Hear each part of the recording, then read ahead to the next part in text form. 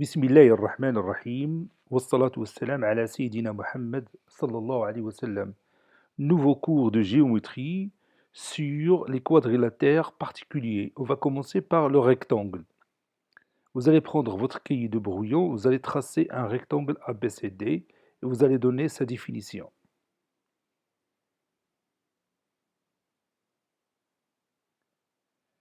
Ça y est, vous avez terminé?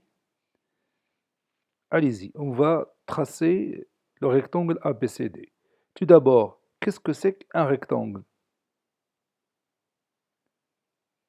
Qu'est-ce que c'est qu'un rectangle? Oui, un rectangle, c'est un quadrilatère convexe qui a tous les angles, oui, qui a tous les angles droits. Je répète sa définition. Un rectangle, c'est un quadrilatère convexe dont tous les angles sont droits. Maintenant, par quoi on va commencer? Oui, on va tout d'abord tracer un angle droit. On va commencer par un angle droit. Donc, je vais tracer ce côté-là et je vais prendre l'équerre ou le compas pour tracer l'angle droit. Moi, je préfère utiliser ici, dans la tablette, le rapporteur. Voilà, j'ai maintenant 90 degrés. Donc, je vais tracer ce côté-là. Et je vais continuer de la même façon pour les autres angles. Donc ici, j'ai un angle de 90 degrés.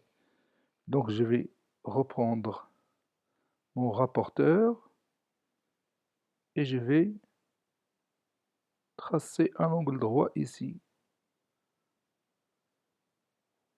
Voilà, maintenant j'ai 90 degrés, je vais le prolonger, puis je vais tracer de cette façon. Maintenant, je vais tracer une demi-droite, voilà, qui passe par ces deux points-là. Et je vais continuer mon travail ici. Je vais tracer un angle de 90 degrés. Parce que j'avais dit que tous les angles sont droits. Donc maintenant, je vais finir mon travail de cette façon-là.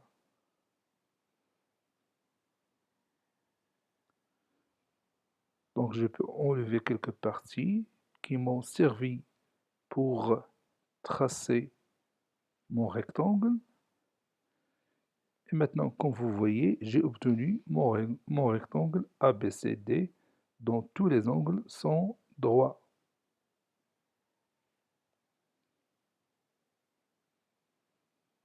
A, B, C, D. Vous voyez ici, j'ai utilisé la définition pour tracer le rectangle ABCD.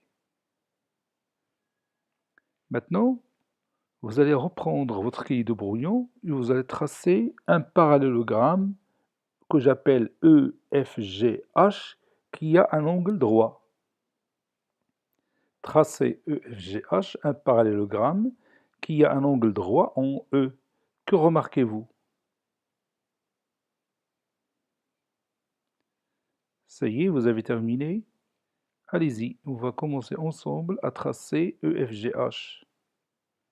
On va commencer par quoi ici? Oui, ici, on va commencer par un angle droit en E. Donc, je vais prendre le premier côté, EF, puis je vais prendre mon rapporteur ou mon équerre pour tracer un angle droit. Voilà. Maintenant, j'ai obtenu mon angle droit. Donc ici, le point E. Et je vais continuer mon travail. Puisque EFGH est un parallélogramme, je vais utiliser la méthode du traçage d'un parallélogramme. Si un quadrilatère convexe a tous les côtés opposés isométrique, alors c'est un parallélogramme. Donc je vais utiliser le compas de cette façon-là. Les côtés opposés sont isométriques. Ce côté-là, avec son opposé, sont aussi isométriques. Et j'obtiens facilement le point qui va me servir à continuer le traçage de mon parallélogramme EFGH. Donc je vais marquer ici F, ici G, ici le point H. Maintenant, quelle est votre remarque ici? Oui, ça se voit bien que EFGH est un rectangle. EFGH est un rectangle. Donc on a eu au départ EFGH, un parallélogramme qui a un angle droit, et maintenant on a obtenu un rectangle. On peut démontrer ça facilement. Puisque EFGH est un parallélogramme, donc qu'est-ce qu'on peut dire des angles opposés? Oui, les angles opposés sont isométriques. Donc l'angle E et l'angle G sont isométriques. Puisque l'angle E est droit, donc l'angle G, oui, est aussi un angle droit. Donc ici, j'ai un angle qui mesure 90 degrés. Maintenant, vous connaissez que si on a un parallélogramme, alors les angles successifs, comment ils sont? Oui, les angles successifs sont supplémentaires. Les angles successifs sont supplémentaires. Ça veut dire que leur somme est égale à 180 degrés. Puisque l'angle E mesure 90 degrés, à quoi est égale la mesure de l'angle F? Oui, la mesure de l'angle F est égale aussi à 90 degrés. 90 plus 90, c'est 180. Donc cet angle-là est aussi droit. Maintenant, il nous reste l'angle H. L'angle E et l'angle H sont deux angles successifs. Donc, ils sont supplémentaires. Puisque l'angle E mesure 90 degrés, donc l'angle H mesure aussi 90 degrés, n'est-ce pas? Ou on peut utiliser l'autre propriété du parallélogramme.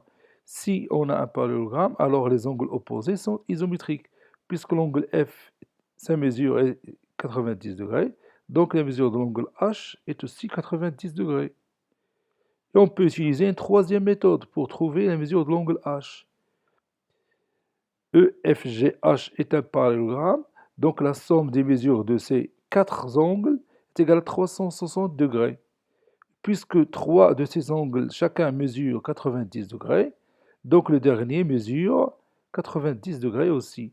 Donc vous voyez que EFGH a tous les angles droits. Donc c'est un rectangle.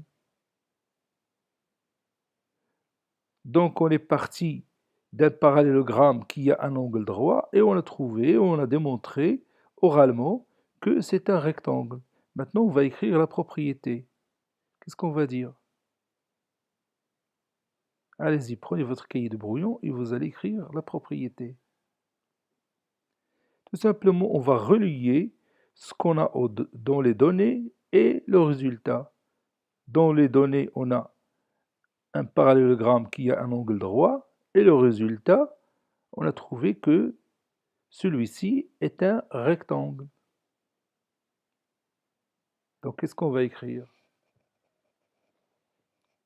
Oui, si dans un parallélogramme, un de ces angles est droit, alors celui-ci est un rectangle. Ou bien si on a un parallélogramme qui a un angle droit, alors celui-ci est un rectangle. Je répète encore une fois cette propriété. Si on a un parallélogramme qui a un angle droit, alors celui-ci est un rectangle. Maintenant, nous allons profiter de cette figure-là et nous allons continuer notre travail.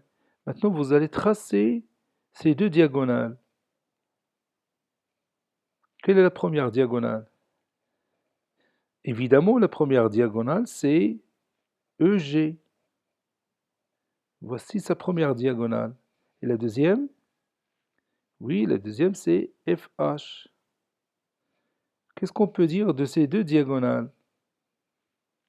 Oui, ces deux diagonales ont même milieu, n'est-ce pas?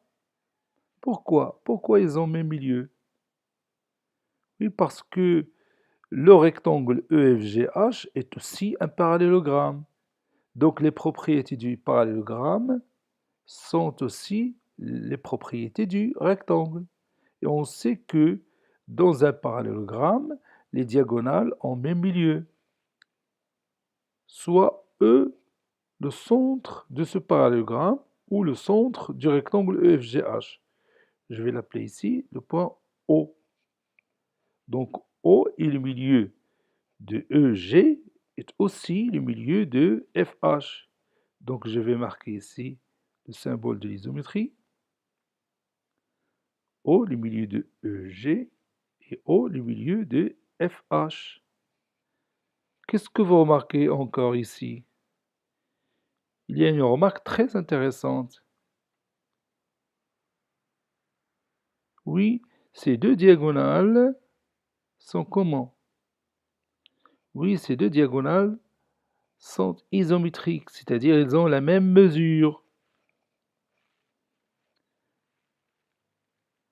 Donc on va prendre le compas pour vérifier est-ce que vraiment ces deux diagonales ont même mesure. Donc nous allons prendre la mesure de la diagonale EG et on va la comparer par EF. Oui, c'est bien que les deux diagonales sont isométriques. Donc on peut ajouter ici le même symbole de l'isométrie. Ça veut dire que la distance OE est aussi égale à la distance OF est égale à OG qui est égale à OH. Puisque O est le milieu de EG et FH, et les deux diagonales EG et FH sont isométriques. Donc maintenant, on va écrire la propriété. Si on a un rectangle, alors qu'est-ce qu'on peut dire de ces deux diagonales? Si on a un rectangle, qu'est-ce qu'on peut dire de ces deux diagonales? Oui, si on a un rectangle, alors ces deux diagonales sont isométriques et ont même milieu. Si on a un rectangle, alors ces deux diagonales sont isométriques et ont même milieu. Maintenant, on va écrire cette paragraphe dans notre cahier de cours. Allez-y, prenez votre cahier de cours et nous allons commencer notre leçon. Le titre de la leçon est Les quadrilatères particuliers. الرباعيات الخاصة. Les quadrilatères particuliers. Grand 1, le rectangle. Les quadrilatères particuliers. Grand 1, le rectangle.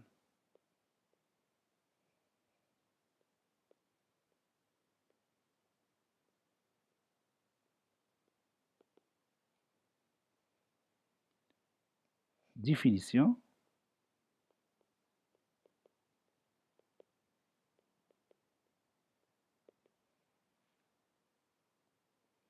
Le rectangle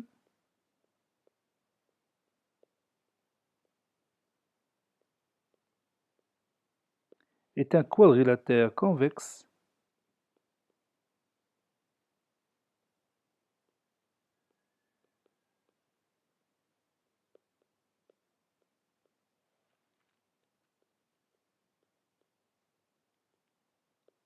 dont tous les angles sont droits.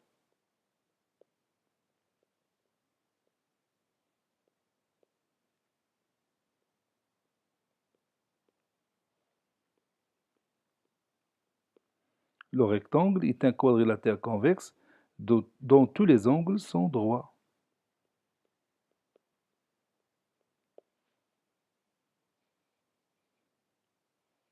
Soit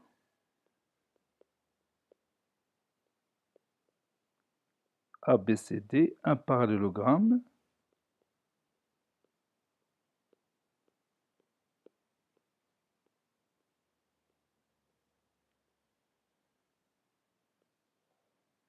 qui a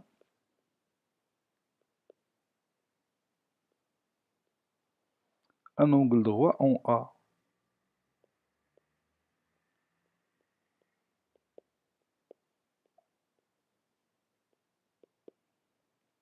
Et on va passer à la figure.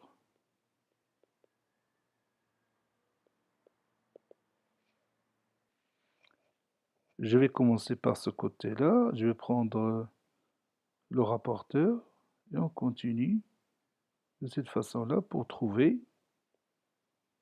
l'angle qui mesure 90 degrés.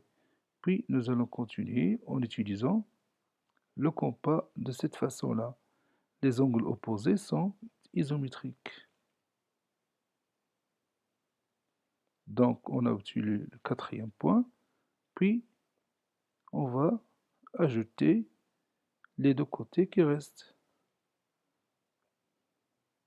Donc on a eu notre figure ou bien notre parallélogramme ABCD qui a un angle droit.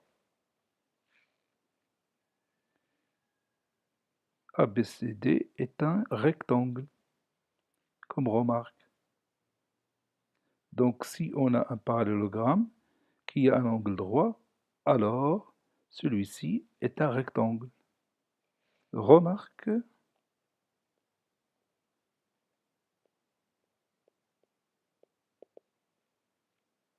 ABCD est un rectangle.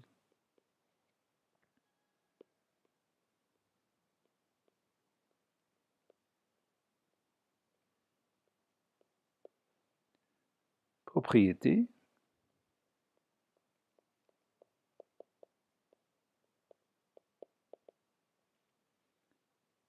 Si on a un rectangle, ou bien si on a un parallélogramme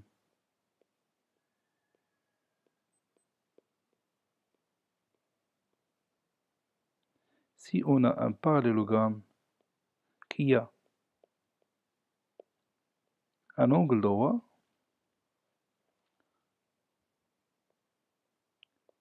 si on a un parallélogramme qui a un angle droit, alors celui-ci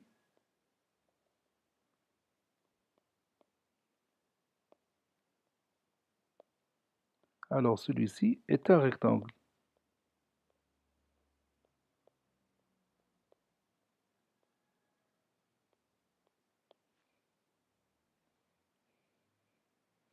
Et on peut utiliser cette propriété pour tracer facilement un rectangle en commençant par un angle droit, soit EFGH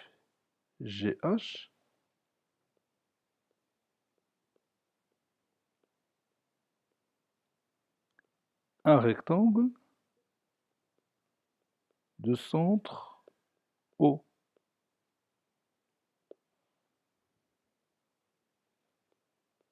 Le voilà tracé maintenant. Donc je vais utiliser la propriété pour tracer le rectangle. Donc je vais prendre ici un angle droit, un angle qui mesure 90 degrés, et puis je continue facilement mon travail pour obtenir EFGH. Voilà. Les côtés opposés sont isométriques. Donc maintenant j'ai mon rectangle EFGH. Je vais écrire ça. E, F, G, H. Et je vais tracer mes deux diagonales. Ce travail, on l'avait fait dans notre cahier de brouillon. On va le répéter ici devant vous dans votre cahier de cours. Donc maintenant, je vais marquer le symbole de l'isométrie pour tous ces côtés-là. On a dit que les deux diagonales sont isométriques et ont même milieu. Remarque,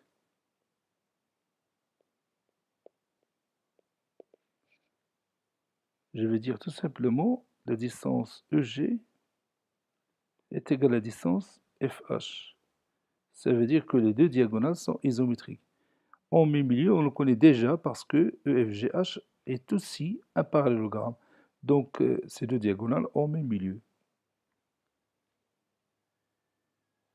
La nouveauté ici, c'est que les diagonales sont isométriques. Donc, propriété.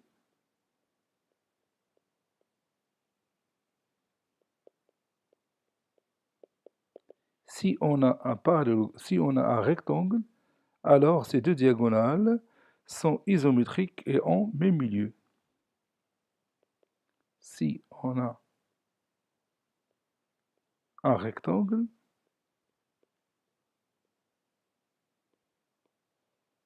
alors ces deux diagonales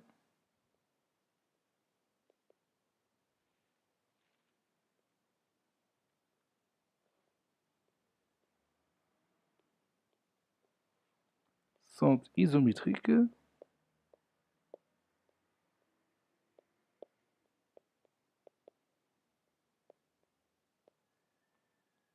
et ont même milieu.